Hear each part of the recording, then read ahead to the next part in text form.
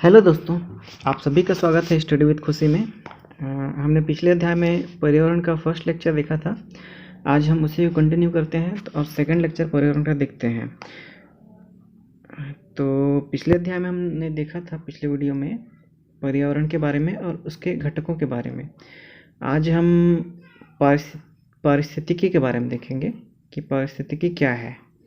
ठीक है, तो पारिस्थितिकी से तात्पर्य है विज्ञान की वह शाखा जिसके अंतर्गत समस्त जीवों के अंतर्गत जैविक तथा भौतिक पर्यावरण अजैविक घटकों के मध्य अंतर संबंधों का अध्ययन किया जाता है।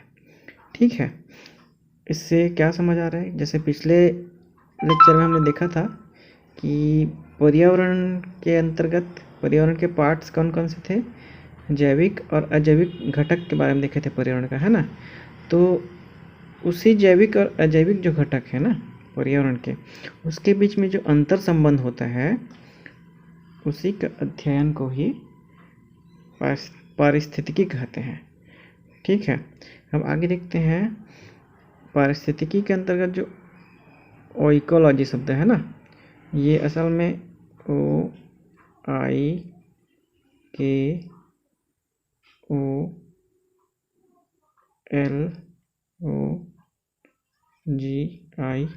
है। ठीक है, और इकोलॉजी शब्द का सबसे पहले प्रयोग 1869 में अर्नेस्ट हैकल ने किया था।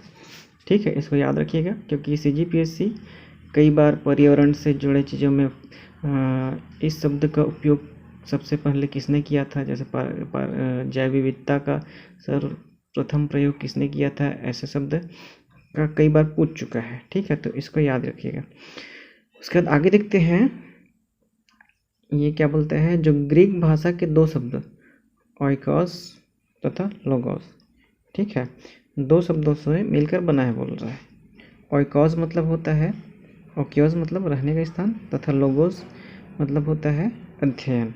ठीक है, और इसी को बाद में इकोलॉजी बोला गया। इकोलॉजी का अर्थ है पारिस्थितिकी। ठीक है, अब आगे हम देखते हैं पारिस्थितिकी तंत्र। पारिस्थितिकी तंत्र क्या होता है? इस शब्द का सर्वप्रथम प्रयोग A.G. टांसले के द्वारा किया गया था। ठीक है, इसको शब्द को याद रखिएगा कि पारिस्थितिकी तंत्र शब्द का सर्वप्रथम प्रयोग किसने किया था। उसके बाद क्या है, इसके अंतर्गत जैविक तथा अजैविक संगठकों के समूह को सम्मिलित किया जाता है। ठीक है, यहाँ तक समझ में आ गया होगा, आई होप सबको। इसी को बोलते हैं इकोसिस्टम।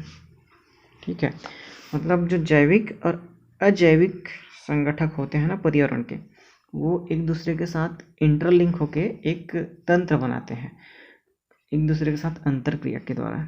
इसी को हम लोग क्या बोलते हैं, पारिस्थितिकी तंत्र। ठीक है, और पारिस्थितिकी तंत्र जो होता है एक सुनिश्चित क्षेत्र धारण करता है। किसी भी क्षेत्र में, किसी भी क्षेत्र में ये एक पर्टिकुलर एरिया होता है। ठीक है, और ये क्या है, दूसरा क्या है, ये होता है कार्यशील इकाई होता है, मतलब इसमें क्रिया होती रहती है, कार्यशील होता है। ठीक है, और इसमें 3 मूल संगठक होते हैं, याद रखिएगा। ऊर्जा संगठक, जैविक संगठक और अजैविक या भौतिक संगठक, जिसको हम पहले देख चुके हैं पर्यावरण में। ठीक है, तो तीनों से इंटरलिंक होके ही पारिस्थितिकी तंत्र बनता है। तीसरा क्या है, ये एक खुला तंत्र होता है, बंद तंत्र नहीं होता है, ये खुला होता है। ठीक है, और इसमें प्राकृतिक संसाधन पाए जाते हैं जिनकी अपनी अपनी उत्पादकता होती है। इतना आया समझ? अब आगे देखते हैं पारितंत्र के घटक। ये इम्पोर्टेंट है, कई बार क्वेश्चन में पूछ देता है कि इसमें अजैविक घटक कौन सा है, इसमें जैविक घटक कौन सा है, तो इसको भी हमको याद रखना है। पारितंत्र घटक में क्या क्या याद रखेंगे हम, 2 घटक होते हैं, जैसे ये अजैविक और ये जैविक। अब जैविक घटक में हमको देखना है कि कौन कौन से आते हैं जैविक घटक में, और अजैविक में कौन कौन से आते हैं। तो अजैविक का सर्वप्रथम देखते हैं। अजैविक में 3 घटक आते हैं अजैविक में।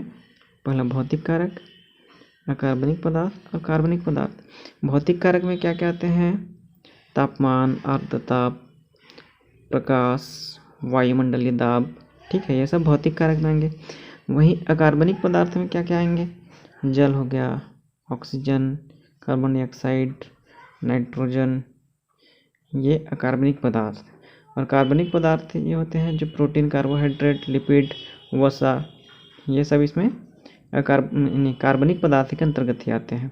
और जो सूक्ष्म जीवों द्वारा जो अपघटन होने के बाद, मतलब मृत जीवों के अपघटन से यूरिया और ह्यूमस वगैरह भी जो बनते हैं ना, वो इसी के अंतर्गत आते हैं।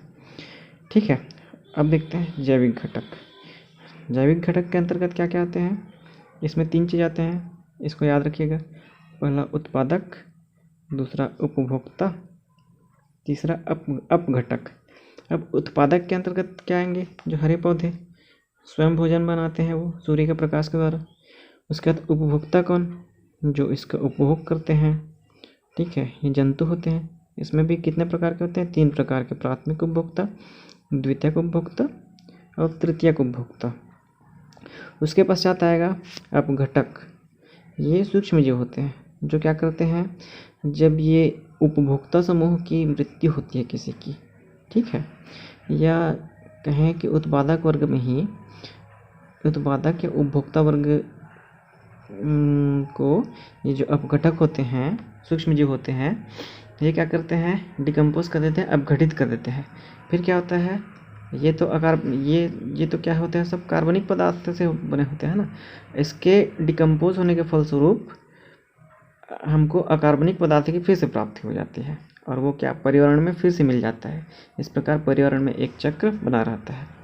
ठीक है, उसके बाद आगे देखते हैं हम लोग पारिस्थितिकी तंत्र के घटक।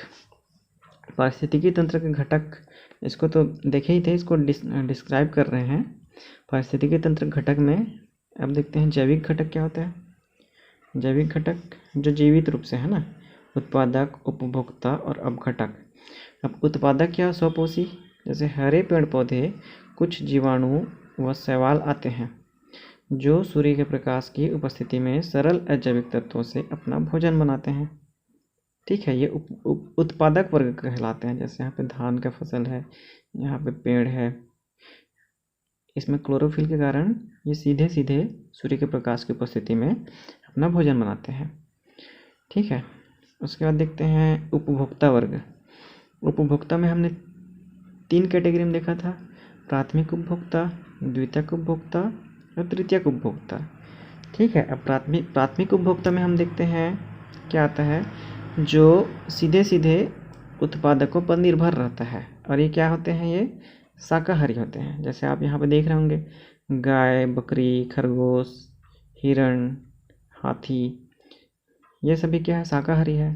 कोई मांस तो नहीं खाते इसमें, ये सीधे क्या खाते हैं? घास खाते हैं, पेड़ पौधे को खाते हैं हाथी। ठीक है, उसके बाद आते हैं द्वितीयक उपभोक्ता। द्वितीयक उपभोक्ता किसे बोलते हैं? ऐसे उपभोक्ता जो प्राथमिक उपभोक्ता पर निर्भर होते हैं। ये प्राथमिक उपभोक्ताओं को कंज्यूम करते हैं ना, खाते हैं। जैसे यहाँ पे देख रहे हैं, सांप देख रहे हैं, सांप किसको खाता है? मेंढक को खाता है, खाता है। ये जो चील देख रहे हैं यहाँ पे, ठीक है, ये डायरेक्ट किस पे निर्भर होते हैं? प्राथमिक उपभोक्ता पे। प्राथमिक उपभोक्ता किस पे निर्भर होते हैं?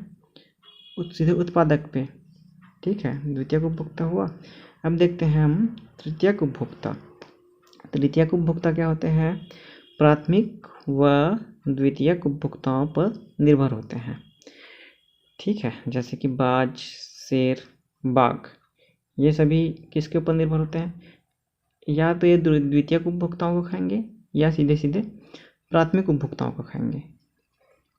ठीक है, उसके बाद आगे देखते हैं हम अपघटक या मृत जीवी। ये किसके अंतर्गत पढ़ रहे हैं हम लोग? अभी जैविक घटक के अंतर्गत पढ़ रहे हैं ना। तो जैविक घटक में अपघटक क्या होते हैं? इसके अंतर्गत मुख्यतः बैक्टीरिया व कवक आते हैं जो अपने भोजन के लिए मृत कार्बनिक पदार्थों पर निर्भर रहते हैं। जैसे जब जीव जंतु मर जाते हैं तो ये उनका अपघटन करते हैं, और अपघटन के द्वारा क्या करते हैं? कार्बनिक पदार्थों से अकार्बनिक पदार्थों में अपघटित हो जाता है।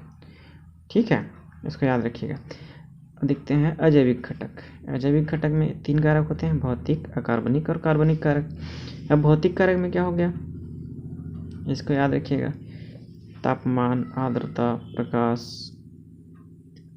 वायुमंडलीय दाब, स्थलाकृति।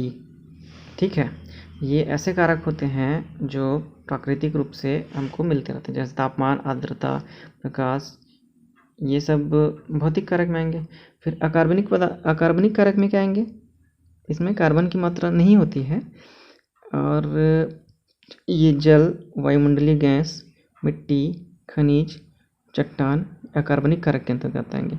अब जैसे आपको क्वेश्चन में पूछ दिया किसी इनमें से किसी दो को देकर, जैसे खनिज को दे दिया, चट्टान को दे दिया और वायुमंडलीय गैस को दे दिया, फिर इसमें से एक कारक दे दिया। ठीक है, उसके बाद पूछेगा इसमें कि इसमें से अकार्बनिक कारक, इसमें से भौतिक कारक कौन सा है करके। तो आपको यहाँ पे अगर इसको याद रखें आप तो इजीली आप डिस्क्राइब कर सकते हैं, मतलब चुन सकते हैं आपके आंसर को। ठीक है, इसलिए इसको भी याद रखना बहुत ही ज़रूरी है। कार्बनिक कारक में हम देखते हैं 3 चीज़ आते हैं इसमें, प्रोटीन, कार्बोहाइड्रेट और वसा। इसके अलावा जो ये अपघटक समूह होते हैं ये क्या करते हैं, मृत व कार्बनिक जो मृत जीव होते हैं ना उसके अपघटन करते हैं। तो इसमें क्या बनते हैं, हमको 2 चीज़ बनते हैं, ह्यूमस और यूरिया, और जो भी अन्य पदार्थ होते हैं ये सभी क्या किस में आते हैं, कार्बनिक कारक में आते हैं। ठीक है, आगे हम देखेंगे पारिस्थितिकी तंत्र के प्रकार। तो पारिस्थितिकी तंत्र के प्रकार में सबसे पहले हम देखते हैं प्राकृतिक पारितंत्र। ये क्या होते हैं, ऐसे पारितंत्र, ऐसे इकोसिस्टम जो पूर्ण रूप से प्राकृतिक होते हैं और इसमें लिखा है पूर्ण रूप से सौर विकिरण पर निर्भर होते हैं। इससे क्या समझ आ रहा है, ये सौर विकिरण ऊर्जा का घटक है ना, ऊर्जा संघटक, तो इन्हीं से ऊर्जा प्राप्त करते हैं, इसलिए यहाँ बोला गया है ऐसे पारितंत्र जो पूर्ण रूप से सौर विकिरण पर निर्भर रहते हैं। जैसे इसमें देख रहे हैं जंगल, घास के मैदान, सागर, मरुस्थल, नदियाँ, झील, ये मानव के द्वारा निर्मित नहीं होते हैं, ये प्राकृतिक रूप से अपने आप बने हुए हैं। ठीक है, आगे देखते हैं मानव निर्मित पारितंत्र, मैन मेड इकोसिस्टम। ये सौर ऊर्जा पर निर्भर वह पारितंत्र जो मनुष्य द्वारा निर्मित किए गए हैं। ठीक है, हमने यहाँ देखा था कि ये सभी प्राकृतिक रूप से बने थे, जबकि यहाँ पे ये क्या है, मानव निर्मित पारितंत्र मनुष्यों के द्वारा बनाए गए हैं, ये भी सौर ऊर्जा पर ही निर्भर है। ठीक है, अब इसमें क्या क्या आते हैं, खेत, एक्वाकल्चर और कृत्रिम तालाब इत्यादि। ठीक है, उसके बाद आगे देखते हैं स्थलीय पारितंत्र और वन पारिस्थितिकी तंत्र। हाँ, आगे देखते हैं ये वन पारिस्थितिकी तंत्र यहाँ देख रहे हैं, इसके लिए तापमान, मृदा और आर्द्रता अनिवार्य तत्व है। वनों में वनस्पति का वितरण उस क्षेत्र की जलवायु, मृदा पर निर्भर करता है। सामान्यतः इसे 3 भागों में बांटा जा सकता है, जैसे उष्णकटिबंधीय वन, शीतोष्णकटिबंधीय वन और शंकुधारी वन। ठीक है, अब यहाँ पे ये वनों के संदर्भ में पारिस्थितिकी तंत्र के बारे में यहाँ पे बताया जा रहा है कि वनों में भी अलग अलग प्रकार के वन पाए जाएंगे। अगर कहीं पे अत्यधिक वर्षा होती है तो वहाँ पे वर्षा वाले वन पाए जाएंगे, उष्णकटिबंधीय सदाबहार वन पाए जाएंगे। अगर कहीं पे पानी का बिल्कुल भी अभाव है तो वहाँ पे मरुस्थलीय वन पाए जाएंगे। ठीक है, तो उसी के संदर्भ में वन पारिस्थितिकी तंत्र को हमको समझना है। यहाँ तक आया समझ में। अब यहाँ पे ये देख लेते हैं हम लोग स्थलीय पारितंत्र क्या होते हैं। ठीक है, स्थलीय पारितंत्र ऐसे पारितंत्र जो स्थल में है, स्थल मंडल में विद्यमान है, उसको हम लोग बोलेंगे स्थलीय पारितंत्र। जैसे आप देख रहे हैं घास के मैदान, वन, मरुस्थल और टुंड्रा। इसमें देखते हैं घास के मैदान क्या होते हैं। ठीक है, तो घास के मैदान के लिए भी 2 कैटेगरी में डिवाइड किया गया है। उष्णकटिबंधीय घास के बायोम पाए जाते हैं जिसको हम सवाना बायोम बोलते हैं, और शीतोष्ण घास प्रदेश के बायोम पाए जाते हैं। ठीक है, तो उष्णकटिबंधीय घास में क्या होता है, यहाँ पे शुष्क और आर्द्र ऋतुएं पाई जाती है ना, और तापमान पूरे साल में ऊंचा तापमान होता है ना। उच्च तापमान होता है और शुष्क और आर्द्र ऋतुएं होती हैं। जैसे इसके प्रमुख उदाहरण है सवाना वन। ठीक है, ये कहाँ पाए जाते हैं? दक्षिण अमेरिका, ब्राज़ील, अफ्रीका, ऑस्ट्रेलिया, यहाँ पे सवाना घास के मैदान पाए जाते हैं। इसी में सेकंड आता है शीतोष्ण घास के मैदान। ठीक है, इसमें प्रेरी प्रदेश और स्टेपी बोलते हैं इसको। तो ये अर्ध शुष्क क्षेत्र में पाए जाते हैं। ठीक है, और वहाँ क्या होता है 10 से 20 सेंटीमीटर ऊंचे ऊंचे घासों की जो चटाई नुमा आवरण पाया जाता है। ठीक है, तो ये स्थलीय पारितंत्र का पहला भाग है, घास के मैदान। फिर घास के मैदान के बाद दूसरा है वन, जिसके अंतर्गत वन पारिस्थितिकी तंत्र आता है। इसमें क्या आता है? उष्णकटिबंधीय वर्षा वन, शीतोष्ण पतझड़ वन, बोरियल या उत्तरी शंकुधारी या टैगा वन बोलते हैं। ठीक है, उसके बाद आगे देखते हैं। हाँ, इसको तो हम इसको देखते हैं मरुस्थल और टुंड्रा।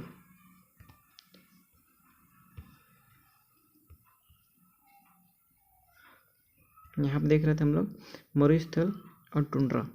मरुस्थल क्या होते हैं? जहाँ पे बहुत ही अल्प वर्षा होती है, अल्प वर्षा होती ही नहीं है यहाँ पे, ये मरुस्थल होते हैं। ठीक है, यहाँ की पारितंत्र अलग होता है। और ये टुंड्रा का विस्तार असल में ध्रुवीय क्षेत्रों में पाया जाता है, जहाँ साल भर बर्फ जमा रहता है और सूर्य का ताप बहुत कम मात्रा में, बहुत ही कम मात्रा, सूर्य का प्रकाश का अभाव रहता है इन क्षेत्रों में। ठीक है, इसलिए क्या होता है, यहाँ वनस्पतियों का विकास नहीं हो पाता, बहुत ही न्यूनतम मात्रा में वनस्पति का विस्तार होती है। उसी को हम लोग बोलते हैं टुंड्रा बायोम। आगे देख वन के विस्तार में, वन पारिस्थितिकी तंत्र के विस्तार को ही देखते हैं, उष्णकटिबंधीय वन। ठीक है, इसको हम लोग मुख्यतः दो भागों में विभाजित किए हैं। पहला उष्णकटिबंधीय सदाबहार वन और दूसरा उष्णकटिबंधीय पर्णपातीय मानसूनी वन। ठीक है, ये सदाबहार वन क्या होते हैं? जहाँ पे औसत वार्षिक वर्षा 200 सेंटीमीटर से अधिक होती है हमेशा। जैसे यहाँ पे दिया है Amazon basin, Congo basin, Andaman Nicobar, Java, Sumatra. इसके अलावा केरल का पश्चिमी घाट भी इसी के अंतर्गत आएगा।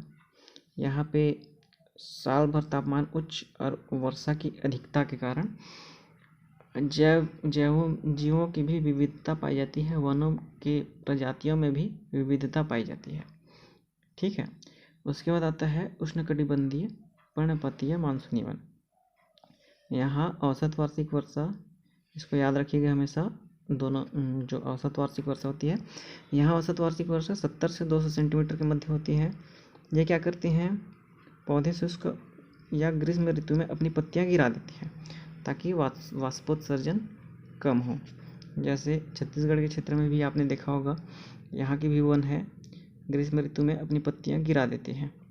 इसके अंतर्गत सागौन, शीशम, साल, बाँस इत्यादि प्रमुख वृक्ष हैं। इसमें दिया है जो मुख्यतः दक्षिण और पूर्व एशिया में पाए जाते हैं। ठीक है, उसके बाद है शीतोष्ण कटिबंधीय वन। ये वन उन क्षेत्रों में पाए जाते हैं जहाँ पर अक्षांशीय विस्तार 23.5 अंश से 66 अंश के बीच होता है। तो इसमें 3 भागों में भी विभाजित है। कहाँ कहाँ पे विभाजित है? पहला है मध्य अक्षांशीय सदाबहार वन। इसमें क्या है? लॉरेल, यूकेलिप्टस, ये कहाँ पाए जाते हैं? दक्षिण चीन के आसपास। इसका विस्तार कहाँ है? अभी बताया था 23.5 अंश से 66 अंश के बीच में, है ना। तो दक्षिण चीन में, फिर जापान, दक्षिण ब्राज़ील, दक्षिण एशिया आदि क्षेत्रों में पाए जाते हैं। उसके बाद क्या है? मध्य अक्षांशीय पर्णपाती वन। ये क्या होते हैं? शीत ऋतु में ठंड से बचने के लिए अपनी पत्तियों को गिरा देते हैं, जैसे मैपल, चेस्ट, है ना। उसके बाद है तीसरा भूमध्य सागरीय वन। ये जैतून, पाइप, नींबू, नाशपाती, ये किन क्षेत्रों में पाए जाते हैं? अधिकतर भारत के क्षेत्रों, भारत में भी तो ये पाए ही जाते हैं। ठीक है, तो ये हुआ शीतोष्ण कटिबंधीय के बारे में जानकारी। उसके बाद आगे देखते हैं शंकुधारी वन या टैगा वन। ये किस प्रकार के होते हैं? पर्वतीय क्षेत्रों में पाए जाते हैं, मुख्यतः आर्कटिक क्षेत्र मतलब कहाँ है, इसका विस्तार 66 अंश उत्तरी अक्षांश से 90 अंश उत्तरी अक्षांश तक और 66 अंश दक्षिणी अक्षांश से 90 डिग्री दक्षिणी अक्षांश के बीच होता है। मतलब यहाँ पे बर्फ की अधिकता होती है। ठीक है, तो यहाँ पे मुख्यतः ये जो नुकीली पत्ती वाले वृक्ष पाए जाते हैं, जिसकी पत्तियाँ नुकीली दिख रही हैं, इसी को बोलते हैं शंकुधारी या टैगा वन। इसमें ये कहाँ पाए जाते हैं, मुख्यतः एशिया, यूरोप व अमेरिका क्षेत्र में पाए जाते हैं। उत्तरी क्षेत्रों में जैसे 66 से 90 अंश के बीच। ठीक है, उसके बाद इन पत्तियों के वृक्ष की पत्तियाँ नुकीली होती हैं। यहाँ पे देख रहे होंगे नुकीली है पत्तियाँ, ताकि वाष्पोत्सर्जन कम हो तथा पत्तियों पर बर्फ ना रुके। ठीक है, उसके बाद आगे देखते हैं हम लोग मरुस्थलीय पारिस्थितिकी तंत्र। मरुस्थलीय पारिस्थितिकी तंत्र में देखते हैं, इसमें पत्तियां बहुत छोटी और नुकीली होती हैं। क्यों होती है छोटी और नुकीली? क्योंकि मरुस्थलीय भूमि में जल की कमी पाई जाती है, और जल की कमी पाई जाती है तो पेड़ पौधों को कम जल मिलेगा। ठीक है, तो वाष्पोत्सर्जन कम करना पड़ेगा उसको, इसलिए इनकी पत्तियां छोटी और नुकीली होती हैं। और अधिकतर ये झाड़ियों के रूप में होती है, झाड़ियों के रूप में होती है क्योंकि ये अधिकतर उतना बढ़ नहीं पाती। ठीक है, और इसकी पत्तियां व तने गूदेदार होते हैं जो कि जल को संचित रखते हैं। फिर उसके बाद क्या है, कुछ पौधों के तनों में प्रकाश संश्लेषण की प्रक्रिया के लिए क्लोरोफिल पाया जाता है। कहाँ पे पाया जाता है? तनों में। जैसे कि नागफनी में जो होता है पत्तियां नहीं होती, कांटे बस होते हैं उसमें, और नागफनी का हरा हरा पौधा दिखता है, तो उसी को बोल रहा है यहाँ पे। इसमें देखिए आगे, फिर पादप प्रजातियों में नागफनी, बबूल, ये सारे वृक्ष मरुस्थलीय पारिस्थितिकी तंत्र के वृक्ष हैं। ठीक है, अब जीव के बारे में देखते हैं। यहाँ के जीव जो होते हैं तेज दौड़ने वाले जीव पाए जाते हैं, जिसके टांगें लंबी होती हैं, जिनसे उनका शरीर गर्म धरातल से दूर रह सके। ठीक है, गर्मी से बचने के लिए। और ये स्वभाव में अधिकतर रात्रिचर होते हैं। क्यों होते हैं रात्रिचर? क्योंकि दिन में तो तापमान बहुत ही ज़्यादा गर्म रहता है ना, और वहीं पे रात में तापमान कम रहता है। जितना जल्दी गर्म होता है उतना जल्दी रात में ठंडा भी हो जाता है, इसलिए यहाँ रात्रिचर प्रकार के जीव अधिकतर पाए जाते हैं। ठीक है, आगे देखते हैं घास पारिस्थितिकीय तंत्र। ये क्या होते हैं? घास पारिस्थितिकीय तंत्र जो होते हैं ये वृक्षहीन शाकीय पौधों के आवरण होते हैं। ठीक है, यहाँ पे वृक्ष नहीं पाए जाते हैं, जबकि घास के आवरण पाए जाते हैं।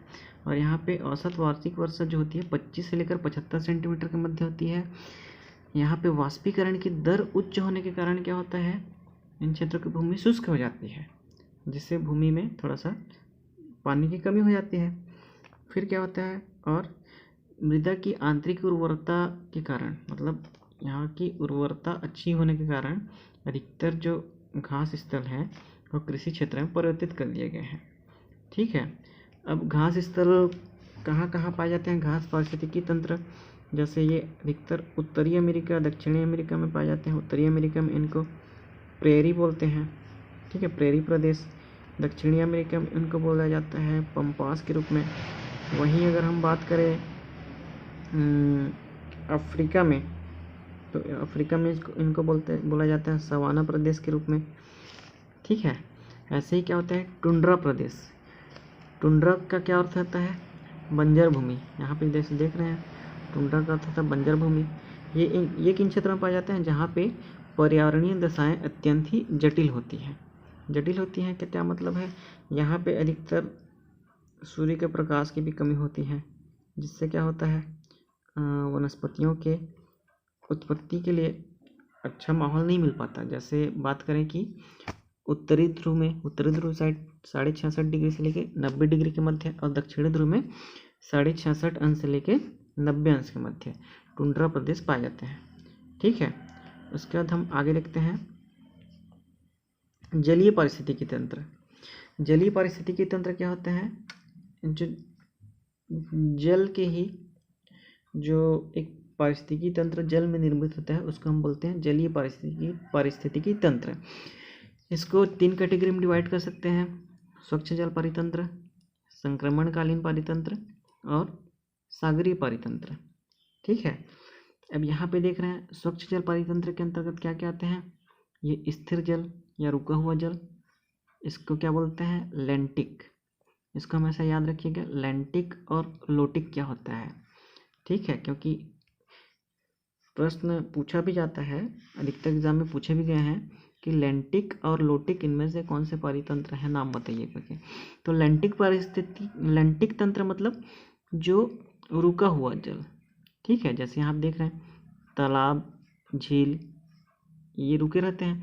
वही बहता हुआ जो पारिस्थितिकी तंत्र होता है बहते हुए जल में, उसको हम बोलते हैं लोटिक।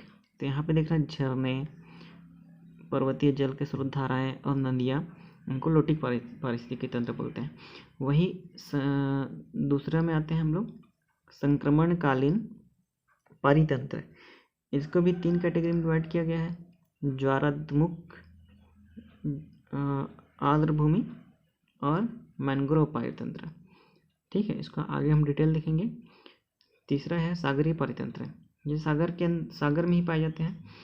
इसको भी 4 कैटेगरी में डिवाइड किया गया, खुला समुद्र, मूंगे की चट्टान, बैरियर द्वीप, तटरेखा। ठीक है, जलीय पारिस्थितिकी तंत्र को प्रभावित करने वाले प्रमुख कारक कौन कौन से हैं। इनमें सबसे पहला कारक आता है तापमान का। अलग अलग तापमान के जलीय पारिस्थितिकी तंत्र पर यह निर्भर करता है कि जीवों की संख्या में वृद्धि होगी या कमी। वही लवणता से यह निश्चय होता है। भिन्न भिन्न पारिस्थितिकी तंत्र में अलग अलग लवणता होने पर उसमें पादपों में भिन्नता पाई जाती है।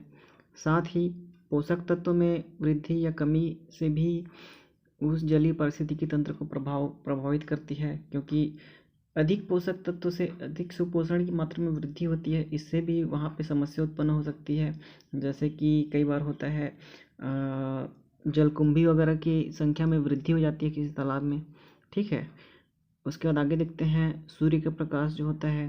सूर्य का प्रकाश जो होता है वो भी पारिस्थितिकी तंत्र को प्रभावित करता है। क्यों प्रभावित करता है, क्योंकि जल में गहराई के साथ सूर्य के प्रकाश में कमी आती जाती है और 200 मीटर के बाद सूर्य का प्रकाश लगभग बहुत कम पहुंचता है। तो 200 मीटर तक के लगभग जो पारिस्थितिकी तंत्र में रहते हैं वो तो प्रकाश संश्लेषण से भोजन बनाते हैं, लेकिन उसके नीचे रहने वाले जीव जंतु दूसरे पर निर्भर रहते हैं। ठीक है, उसके बाद आगे देखते हैं जल में घुलित ऑक्सीजन, ये भी प्रभावित करता है जलीय पारिस्थितिकी तंत्र को, क्योंकि जल में जो घुला है ऑक्सीजन उसका निर्धारण कैसे करते हैं हम, बायोलॉजिकल ऑक्सीजन डिमांड से। ठीक है, तो इसकी मात्रा जितनी ज़्यादा होगी किसी जल में उतना ही वो जल प्रदूषित होगा। ठीक है, क्योंकि वहाँ ऑक्सीजन का डिमांड ज़्यादा है। ठीक है, तो ये पांचों कारक हो गए, प्रभावित करते हैं। उसके बाद हम लोग आगे देखते हैं स्वच्छ जल पारिस्थितिकी तंत्र। ये तो हमने देख ही चुका है, 2 भाग में विभाजित किए थे इसको। बहता हुआ जल को हम लोटिक और स्थिर जल को लैंटिक। ठीक है, संक्रमणकालीन जलीय तंत्र में देखते हैं, संक्रमणकालीन में इसको भी 3 कैटेगरी में डिवाइड किया गया है। पहला ज्वाराद्मुख, दूसरा आर्द्र परितंत्र, तीसरा मैंग्रोव परितंत्र। ये क्या होता है, जो एस्चुरी इकोसिस्टम होता है, पश्चिम दिशा की ओर बहने वाली नदियाँ एस्चुरी का निर्माण करती हैं, जबकि पूर्व दिशा में बहने वाली नदियाँ डेल्टा का निर्माण करती हैं। ठीक है, तो ये भी प्रभावित करता है, मतलब संक्रमणकालीन जलीय परितंत्र का ही ये भाग है। ठीक है, वहाँ की पारिस्थितिकी तंत्र का। दूसरा आर्द्र परितंत्र, वेट इकोसिस्टम बोलते हैं इसको। आर्द्र भूमियाँ जो होती हैं जल को एक सोखने का काम करती हैं। ठीक है, और यहाँ पे पादपों में बहुत ही मतलब जीवों में विविधता पाई जाती है। जैव विविधता का बहुत ही महत्वपूर्ण स्थल आर्द्र भूमियाँ है। वर्तमान में भारत में 42 आर्द्र भूमियाँ हैं, इसको याद रखिएगा। ठीक है, उसके बाद तीसरा है मैंग्रोव परितंत्र। मैंग्रोव परितंत्र अधिकतर पूर्वी क्षेत्र में पाया जाता है भारत के। और पूर्वी क्षेत्र में कहाँ कहाँ, पश्चिम बंगाल हो गया, आंध्र प्रदेश हो गया, और पश्चिम भाग में कहाँ पाई जाती है, गुजरात में। ठीक है, तो सब यहाँ पे ये याद रखिएगा, सबसे अधिक मैंग्रोव वन का क्षेत्रफल कहाँ है? पश्चिम बंगाल में। ठीक है, फिर उसके बाद है गुजरात में। और ये मैंग्रोव परितंत्र बहुत ही इम्पोर्टेंट है। इम्पोर्टेंट क्यों है? क्योंकि ये अधिकतर चक्रवात वगैरह से रक्षा करने में सहायक होते हैं समुद्र तट में। ठीक है, उसके बाद आगे हम देखते हैं सागरीय परितंत्र। सागरीय परितंत्र मुख्यतः 4 भाग में विभाजित करते हैं इसको। पहला खुला समुद्र, पूरा जो समुद्र है उसका एक इकोसिस्टम है। ठीक है, दूसरा बैरियर द्वीप। बैरियर द्वीप क्या है? ये ज्वार भाटा के माध्यम से जो समुद्र तट है उसके किनारे टापू जैसे बन गए रहते हैं, रेत के टापू रहते हैं। ठीक है, तो उसको हम बोलते हैं बैरियर द्वीप। तीसरा है तट रेखा। जो भारत भूमि है उसके ये जो पूरा किनारे वाला क्षेत्र है ना, वो तट रेखा की भी अलग इकोसिस्टम होगा। ठीक है, और चौथा क्या है? प्रवाल भित्ति। प्रवाल भित्तियाँ क्या होती हैं? ये प्रवाल जो बहुत छिछले समुद्र में पाए जाते हैं, लगभग 2 सेंटीमीटर प्रवाल नामक जीव रहता है। वो करोड़ों की संख्या में छिछले समुद्र में एक कॉलोनी बना के रहते हैं। ठीक है, और इन कॉलोनियों से ही लाखों वर्षों में प्रवाल भित्तियों का निर्माण हुआ है। तो जब प्रवाल गोल क्षेत्र में हो तो उसे द्वीप कहते हैं, और जब प्रवाल लंबी श्रृंखला में होते हैं ना, उसे प्रवाल भित्ति कहते हैं। ठीक है, तो प्रवाल भित्ति भी सागरीय परितंत्र में बहुत ही महत्वपूर्ण भूमिका निभाता है। क्यों निभाता है? क्योंकि प्रवाल भित्तियाँ जो होती हैं मछलियों के लिए नर्सरी का कार्य करते हैं। नर्सरी का कार्य इन द सेंस वहाँ पे भोजन, आवास, सुरक्षा। ठीक है, ये बहुत ही अनुकूल वातावरण देते हैं जो जलीय जीव हैं उनके लिए। ठीक है, इनको समुद्री वर्षा वन भी कहा जाता है जो प्रवाल भित्ति है उनको। ठीक है, क्योंकि ये जो वर्षा वन होते हैं वर्षा वन होते हैं उनमें जैव विविधता का भंडार होता है, वैसे ही प्रवाल भित्ति में भी जैव विविधता का भंडार होता है। अब आगे देखते हैं प्रवाल भित्ति मुख्यतः 4 क्षेत्रों में पाई जाती हैं बोल रहे हैं भारत में। कौन कौन से हैं? अंडमान और निकोबार द्वीप, दूसरा है कच्छ की खाड़ी, तीसरा है मन्नार की खाड़ी, और चौथा लक्षद्वीप। इसको याद रखिएगा। आगे देखते हैं प्रवाल विरंजन क्या होता है। तो प्रवाल पर निर्भर रहने वाले जीव जब पर्यावरण घटकों के नकारात्मक प्रभाव के कारण उनके ऊपर से हट जाते हैं तो प्रवाल अपने सफ़ेद रंग में आ जाते हैं। इस प्रक्रिया को हम प्रवाल विरंजन कहते हैं। तापमान, सूर्य का प्रकाश, है ना, सागर में अम्लीयता में वृद्धि, ये सब प्रमुख कारक हैं। और पोषक तत्वों की अनियमितता, है ना, ये सब प्रमुख कारक हैं जिसके कारण प्रवाल विरंजन की समस्या आती है। इससे प्रवाल की मौत नहीं होती, लेकिन प्रवाल के अस्तित्व पर संकट उत्पन्न हो जाता है। ठीक है, जिससे कि इकोसिस्टम में चेंज होने की या इकोसिस्टम में बदलाव आने की बहुत ही गुंजाइश रहती है। ठीक है, तो आज का हमारा पर्यावरण का ये दूसरा लेक्चर आज समाप्त हुआ।